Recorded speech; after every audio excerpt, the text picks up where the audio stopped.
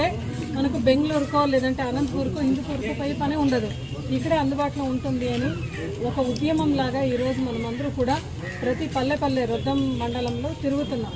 తిరిగి కూడా ప్రజలందరికీ కూడా అవగాహన కల్పిస్తున్నాం. స్థానికంగా ఉన్న మంత్రి గారు సవితమ్మకి ఎన్నిసార్లు చెప్పినా కూడా ఆమె చౌకి వేసుకున్న పరిస్థితిలో ఉంది. ఎందుకంటే ఆమెకి ప్రైవేటీకరణ చేస్తే అంత కమిషన్ వస్తుంది అని ఆమె మనసులో ఉంది. కాబట్టి ఈరోజు ప్రజాదరణ ఇంతమంది ప్రజల మనోభావ వ్యతిరేకంగా ఆమె చేయడం కరెక్ట్ కాదు. ఈరోజు సవితమ్మకు కూడా చెప్తున్నాం, మీకు చంద్రబాబు నాయుడు దగ్గర పోయి అడిగే ఒక దమ్ము ధైర్యం లేదంటే మాతో రా, తిరుగు ఊరు పల్లె తిరుగుదాం, మనం ఈ మేడ వచ్చి కార్యక్రమం చేస్తాము అని కూడా ఆమెకు చెప్తున్నాము. ఆడబిడ్డ నిధి వచ్చిందమ్మా మీకు 18,000 లేదు. బీసీలకు పెన్షన్ వేస్తామని చెప్పింది సవితమ్మ, అవునా? బీసీ శాఖ మంత్రి అమ్మ, ఇంతవరకు బీసీలకు పెన్షన్ వచ్చిందా? 3 సిలిండర్లు వచ్చిందా? రాలేదు.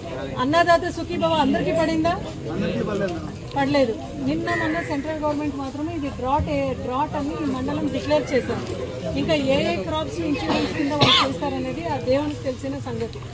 అదేవిధంగా మీరందరూ కూడా దయచేసి ఒక మాత్రం తెలుసుకోండి అన్న, జగన్మోహన్ రెడ్డి గారు ఉంటే అందరూ బాగుపడతారు, చంద్రబాబు నాయుడు గారు ఉంటే కొందరు బాగుపడతారు. సో అందరూ బాగుపడాలా, కొందరు బాగుపడాలి. అందరూ బాగుపడాలంటే మనము మళ్ళీ జగన్మోహన్ రెడ్డి గారిని ఆశయాన్ని బ్రతికించాలి. సో ఈ యొక్క ర్యాలీ అనేది ఉంటుంది, బైక్ ర్యాలీ వై జంక్షన్ నుంచి మనము మెడికల్ హాస్పిటల్ వరకు 11వ తేదీ. ఎన్నో తేదీ? 11వ తేదీ. దయచేసి అందరూ కూడా చాలా మంది కథలు రావాలని మీ అందరూ కూడా చెప్తున్నాం. అదేవిధంగా